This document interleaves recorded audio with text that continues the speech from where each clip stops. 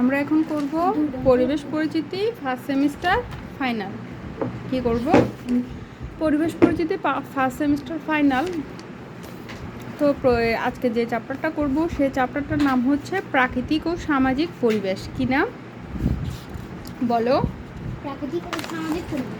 চ্যাপ্টারের নাম প্রাকৃতিক ও সামাজিক পরিবেশ। তো প্রথম প্রশ্ন হচ্ছে পরিবেশ কাকে বলে?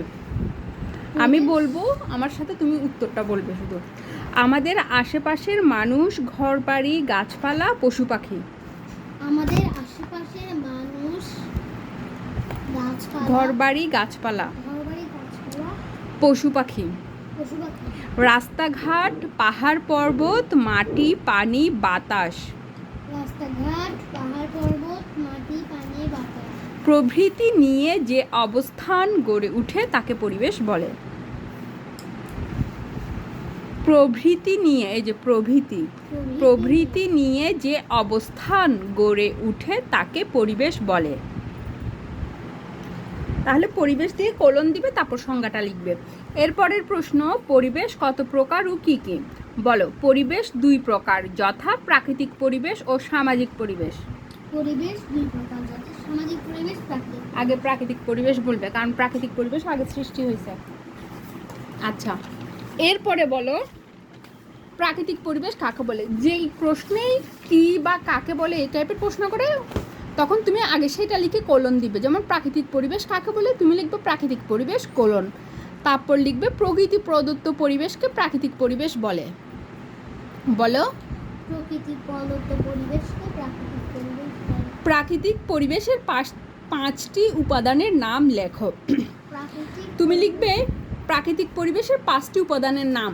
ঠিক আছে, এটা লিখে একটা হাইফেন দিবে অথবা কোলন দিবে। তারপর লিখবে গাছপালা, পশু পাখি, আলো, বাতাস ও মাটি। নদী নালা, পাহাড় পর্বত কোন পরিবেশের উপাদান? তুমি লিখবে নদী নালা, পাহাড় পর্বত প্রাকৃতিক পরিবেশের উপাদান।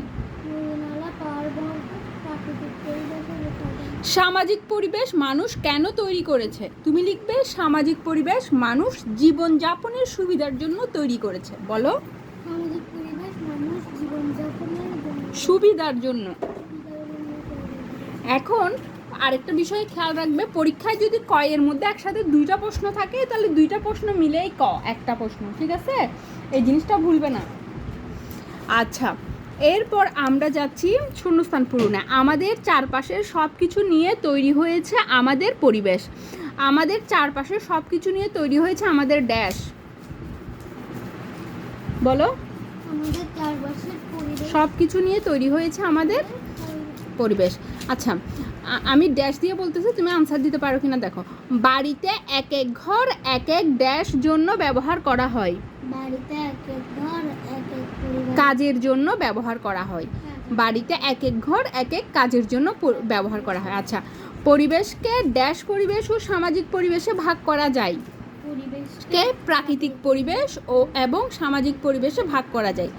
এরপর বলছে গাছপালা, পাখি ও বায়ু ড্যাশ পরিবেশের উপাদান।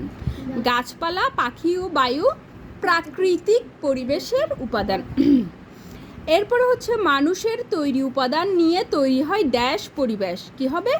মানুষের তৈরি উপাদান নিয়ে তৈরি হয় সামাজিক পরিবেশ। সামাজিক বানানে দন্ত স, সামাজিক বানানে দন্ত স। আচ্ছা, এখানে বলছে কোনটি প্রাকৃতিক পরিবেশের উপাদান? গাছ, টেবিল, কলম, চেয়ার। গাছ হচ্ছে প্রাকৃতিক পরিবেশের উপাদান। গাছ কি মানুষ বানায়? না। কিন্তু টেবিল মানুষ বানায়, কলম মানুষ বানায়, চেয়ার মানুষ বানায়, তাই এগুলো হচ্ছে সামাজিক পরিবেশের উপাদান। আর গাছ হচ্ছে প্রাকৃতিক পরিবেশের উপাদান। তুমি ক দিয়ে আনসার দিবে, খ দিয়ে আনসার দিবে, এগুলো হচ্ছে সঠিক উত্তরের ঠিক চিহ্ন। কোনটি মানুষের তৈরি পরিবেশের উপাদান? বলো তো। পাখি, পাহাড়, মাছ, ঘরবাড়ি। ঘরবাড়ি। পরিবেশকে ভাগ করা যায় কয় ভাগে? 2, 3, 4, 5। 2। বায়ু কোন পরিবেশের উপাদান? বায়ু প্রাকৃতিক পরিবেশের উপাদান। এরপরে হচ্ছে সামাজিক পরিবেশ আর কি দিয়েছে দেখি। বনজ, জলজ, এগুলো তো কোনো পরিবেশই না। আচ্ছা, যাই হোক। এরপর হচ্ছে 10 পৃষ্ঠা। 10 পৃষ্ঠায় কি আছে দেখি আমরা। 10 পৃষ্ঠার চ্যাপ্টারের নাম হচ্ছে আমাদের পরিবার। কি নাম এই চ্যাপ্টারের নাম? কি? আমাদের পরিবার। তাহলে আমরা এখন যে চ্যাপ্টারটা পড়বো সেই চ্যাপ্টারের নাম আমাদের পরিবার। তাহলে এখানে কি কি প্রশ্ন আছে আমরা দেখি। প্রথমে আছে একক পরিবার কাকে বলে? একক পরিবার কাকে বলে বলো? আব্বা আম্মা ভাই বোন নিয়ে যে পরিবার গঠিত হয় তাকে একক পরিবার বলে। বলো। আব্বা আম্মা ভাই বোন নিয়ে যে পরিবার গঠিত হয় তাকে একক পরিবার বলে। তুমি একক পরিবার লিখে কোলন দিবে, তারপর সংজ্ঞাটা লিখবে, ঠিক আছে? যৌথ পরিবার কাকে বলে? তুমি যৌথ পরিবার লিখে কোলন দিবে, তারপর লিখবে দাদা দাদি চাচা চাচি আব্বা আম্মা ভাই বোন নিয়ে যে পরিবার গঠিত হয় তাকে যৌথ পরিবার বলে। বলো। আব্বা আম্মা চাচা চাচি আব্বা আম্মা লিখতে ইচ্ছে না করলে মা বাবা লিখলেও হবে, ঠিক আছে? মা বাবা ভাই বোন চাচা চাচি দাদা দাদি নিয়ে যে পরিবার গঠিত হয়, ভাই বোন নিয়ে যে পরিবার গঠিত হয় তাকে যৌথ পরিবার বলে। পরিবারে শিশুরা কি কাজ করে? হ্যাঁ, তুমি কি লিখবে? পড়াশোনা এবং খেলাধুলা করা শিশুদের আসল কাজ কি? পড়াশোনা এবং খেলাধুলা করা শিশুদের হ্যাঁ, তারপর লিখবে পড়াশোনার ফাঁকে ফাঁকে চন্দ্রবিন্দু আছে, ঠিক আছে? পড়াশোনার ফাঁকে ফাঁকে শিশুরা মা বাবার ছোট ছোট কাজে সাহায্য করে। বলো। পড়াশোনার ফাঁকে ফাঁকে শিশুরা মা বাবার মা বাবার ছোটখাটো কাজে সাহায্য করে। সাহায্য করে। পরিবারে শিশুদের কি কি শিক্ষা দেওয়া প্রয়োজন? পরিবারের আদব কায়দা কমা আচার ব্যবহার ও বিনয়ী হওয়ার শিক্ষা দেওয়া প্রয়োজন। বলো। পরিবারের আদব কায়দা আচার ব্যবহার, আদব কায়দা দিয়ে হাইফেন আছে, আদবের পর একটা হাইফেন আছে, আবার কমা আচার ব্যবহার দুইটার মাঝখানে একটা হাইফেন আছে, ও বিনয়ী হওয়ার শিক্ষা দেওয়া প্রয়োজন।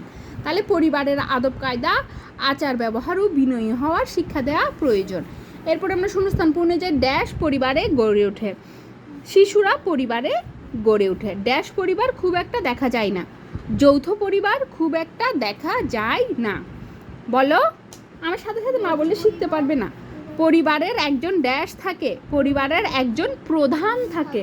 পরফলা প্রধান, ধয়কান ধা দন্ত অন্য ধান, ঠিক আছে? তাহলে পরিবারের একজন প্রধান থাকেন। ড্যাশ সারাদিন সংসারের কাজে ব্যস্ত থাকেন। মা সারাদিন সংসারের কাজে ব্যস্ত থাকেন। ড্যাশ পরিবারের সকলেই আপনজন। যৌথ পরিবার একটি পরিবারের সকলেই আপনজন। একটি পরিবারের সকলেই আপনজন। একটি পরিবারের সকলেই আপনজন। মানুষ কোথায় বেড়ে ওঠে? পরিবারে, সংসারে, গ্রামে, শহরে। কোথায় হবে? পরিবারে। আব্বা আম্মা ভাই বোন নিয়ে কোন পরিবার গঠিত? একক পরিবার। আব্বা আম্মা ভাই বোন নিয়ে কোন পরিবার গঠিত? একক পরিবার। যে পরিবারে সবাই সুখে শান্তিতে বসবাস করে তাকে কি বলে? যে পরিবারে সবাই সুখে শান্তিতে বসবাস করে তাকে কি বলে? সুখী পরিবার। কি বলে? সুখী পরিবার। জোরে বলো, রেকর্ড হচ্ছে তো। আমাদের রক্ষণাবেক্ষণ করেন কে? আব্বা আম্মা গুরুজনেরা সকলেই। কি হবে আনসার? আব্বা। এখানে আনসার দিছে আব্বা। তাহলে আমাদের রক্ষণাবেক্ষণ করেন কে? যেহেতু আব্বা আছে তাহলে আব্বা দিবে। নিজের আত্মীয় স্বজনদের কি বলে? হ্যাঁ, আল্লাহ করে।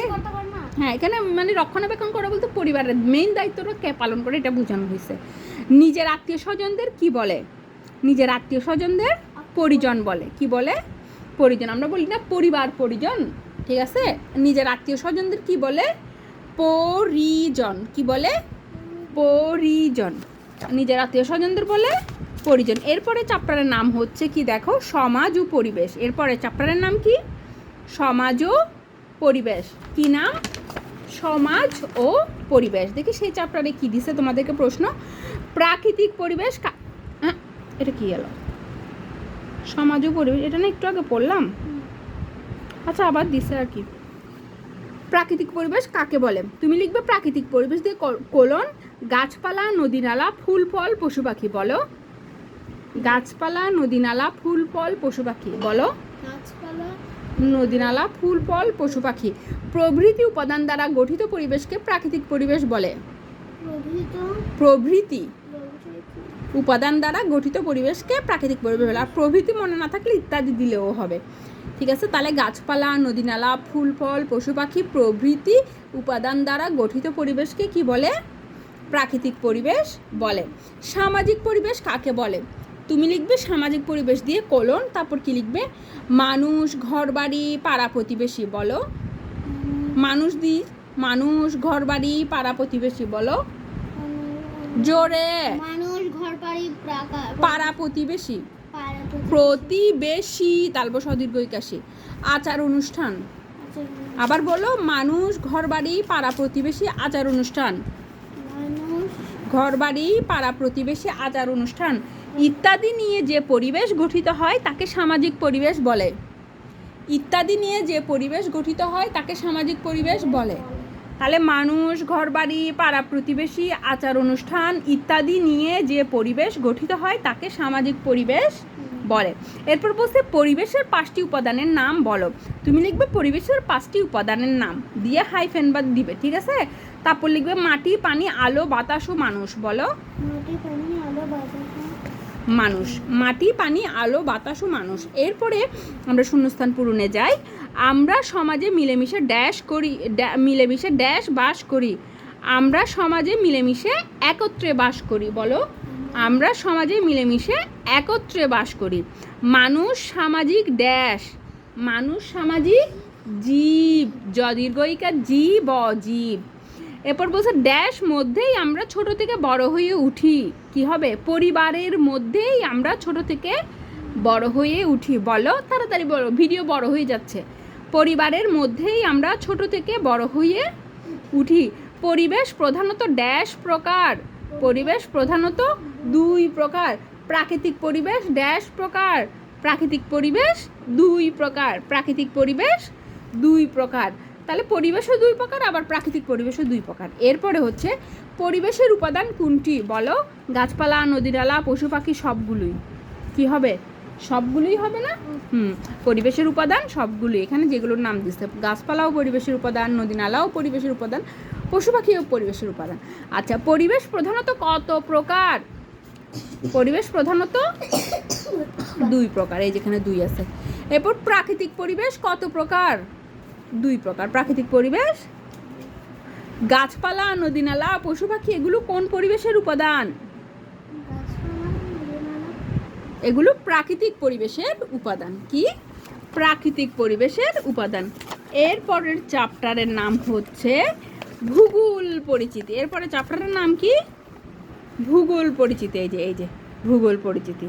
ভূঅত্ত পৃথিবী, গোলত্ব গোল। ভূগোল মানে পৃথিবী গোল, ভূগোল মানে কি? আচ্ছা, এখন এখানে যে প্রশ্নগুলো দিছে আমরা সেগুলো পড়ি। ভূগোলে প্রথমে হচ্ছে ভূগোল কাকে বলে? ভূগোল কাকে বলে? ভূগোল দিয়ে কলন দিবে। কি দিবে? ভূগোল দিয়ে কোন। আমার সাথে সাথে বলো, যে পুস্তক পড়ে আমরা পৃথিবীর জলভাগ, স্থলভাগ, বায়ুমণ্ডল ও সৌরজগৎ সম্পর্কে জানতে পারি।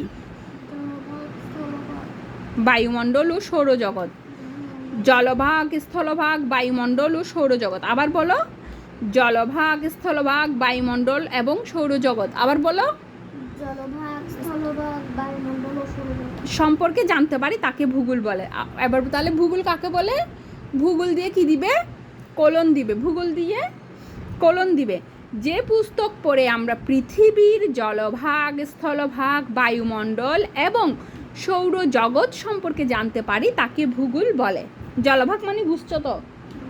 সাগর, নদী, নালা, আর কি পুকুর, ডোবা, এই টাইপের মানে জল নিয়ে যা আছে তাই জলভাগ। স্থলভাগ মানে পাহাড় পর্বত, ঠিক আছে? তারপর আর কি বন জঙ্গল মানে মাটি জাতীয় যা আছে তাই স্থলভাগ। বায়ুমণ্ডল মানে তো বুঝতে পারতেছো, এই যে মাটির উপরের অংশকে বায়ুমণ্ডল বলে।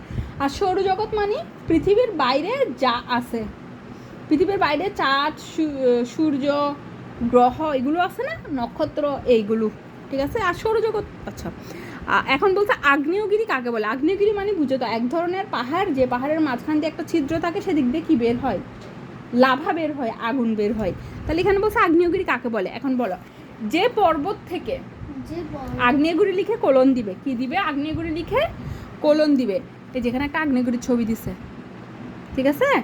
যে পর্বত থেকে, বলো, যে পর্বত থেকে মাঝে মাঝে ধোঁয়া, অগ্নিশিখা, ধোঁয়া, ধোঁয়া বানান চন্দ্রবিন্দু আছে, অগ্নিশিখা।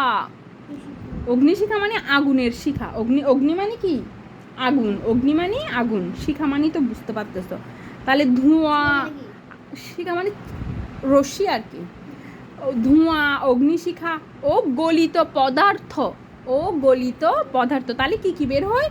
ধোঁয়া, অগ্নিশিখা ও গলিত পদার্থ সজোরে, সজোরে মানে অনেক জোরে, সজোরে মানে অনেক জোরে, সজোরে বের হয় তাকে আগ্নেয়গিরি বলে, তাকে আগ্নেয়গিরি বলে। বানান দেখবে, বানান ভুল হলে লিখেও নাম্বার পাবে না, ঠিক আছে? তাহলে বলো, যে পর্বত থেকে মাঝে মাঝে ধোঁয়া, অগ্নিশিখা ও গলিত পদার্থ সজোরে বের হয় তাকে আগ্নেয়গিরি বলে। তাহলে যে পর্বত থেকে মাঝে মাঝে ধোঁয়া, অগ্নিশিখা ও গলিত পদার্থ সজোরে বের হয় তাকে আগ্নেয়গিরি বলে। এরপর বলছে দ্বীপ কাকে বলে। দ্বীপ দিয়ে কোলন দিবে, দ্বীপ দিয়ে কোলন দিবে, তারপর লিখবে যে স্বাভাবিক স্থলভাগের চারিদিক, যে স্বাভাবিক স্থলভাগের চারিদিক বলো জল দ্বারা বেষ্টিত থাকে তাকে দ্বীপ বলে। জল দ্বারা বেষ্টিত থাকে মানে বুঝছো তো, মানে মাঝখানে মাটি থেকে চারপাশে পানি থাকে, সেটাই হচ্ছে দ্বীপ। তাহলে যে স্বাভাবিক স্থলভাগের চারিদিক জল দ্বারা বেষ্টিত থাকে তাকে দ্বীপ বলে, যেমন সন্দ্বীপ।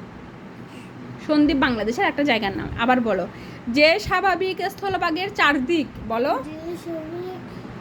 স্থলভাগের চারদিক জল দ্বারা বেষ্টিত থাকে তাকে দ্বীপ বলে। বলো, যেমন সন্দ্বীপ, সন্দ্বীপ বানান পারবে তো, দন্ত স নয় দ দীর্ঘ ইকার প, সন্দ্বীপ, ঠিক আছে? এরপর হচ্ছে হ্রদ কাকে বলে, উদাহরণ দাও। হ্রদ কাকে বলে, উদাহরণ দাও। হ্রদ দিয়ে কোলন দিবে, হ্রদ দিয়ে কি দিবে, যে স্বাভাবিক জলভাগের চারিদিক, এটা একই উত্তর, জলের জায়গায় স্থল, স্থলের জায়গায় জল হবে, ঠিক আছে? মানে মাঝখানে পানি, চারপাশে কি থাকবে, মাটি থাকবে। তাহলে যে স্বাভাবিক জলভাগের চারিদিক বলো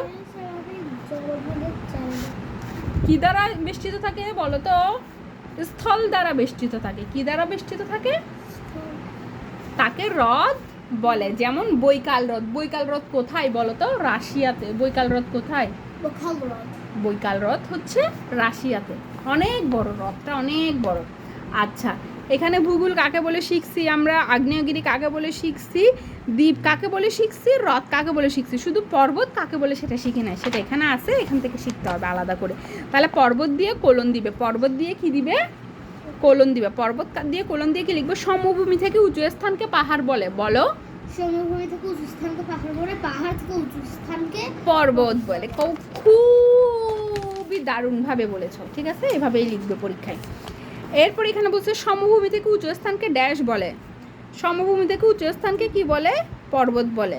পাহাড় বলে, কিন্তু এখানে পর্বত আছে, তাই তুমি পর্বত লিখতে বলছি, ঠিক আছে? যে স্থলভাগের চারিদিক জল দ্বারা বেষ্টিত থাকে তাকে ড্যাশ বলে। কি হবে চিন্তা করে বলো তো, যে স্থলভাগের চারিদিক জল দ্বারা বেষ্টিত থাকে তাকে কি বলে, বলো কি হবে, কি স্থলভাগের চারদিক জল দ্বারা বেষ্টিত থাকে, এই যে মাটি তো কি বলে, পাহাড় বলে। যে স্থলভাগের চারদিক জল দ্বারা বেষ্টিত থাকে তাকে দ্বীপ বলে। পৃথিবীর 4 ভাগের ড্যাশ ভাগ জল, পৃথিবীর 4 ভাগের 3 ভাগ জল, 4 ভাগের 3 ভাগ জল। ভূগোল অর্থ ড্যাশ গোলাকার, ভূগোল অর্থ বড় বড় পাহাড়কে ড্যাশ বলে, পর্বত বলে। পাহাড় থেকে বড়গুলোকে বলে পর্বত। ভূ শব্দের অর্থ কি, পৃথিবী। ভূ শব্দের অর্থ, আচ্ছা। এরপরে কি ছিল, দুই পর্বতের মানে দুইটা পাহাড়, দুই পর্বতের মধ্যবর্তী বিস্তৃত সমভূমিকে ড্যাশ বলে। দুই পর্বতের মধ্যবর্তী বিস্তৃত সমভূমিকে কি বলে, মালভূমি বলে। কি বলে, মালভূমি বলে। তাহলে দুইটা পর্বত, এই যে একটা পর্বত, এই যে আরেকটা পর্বত, মাঝখানে যে সমান অংশ সেটাকে বলে কি, মালভূমি। বড় বড় পাহাড়কে বলে কি, পর্বত। বড় বড় পাহাড়কে বলে, বড় বড় পাহাড়কে বলে। পৃথিবী দেখতে কেমন, গোলাকার।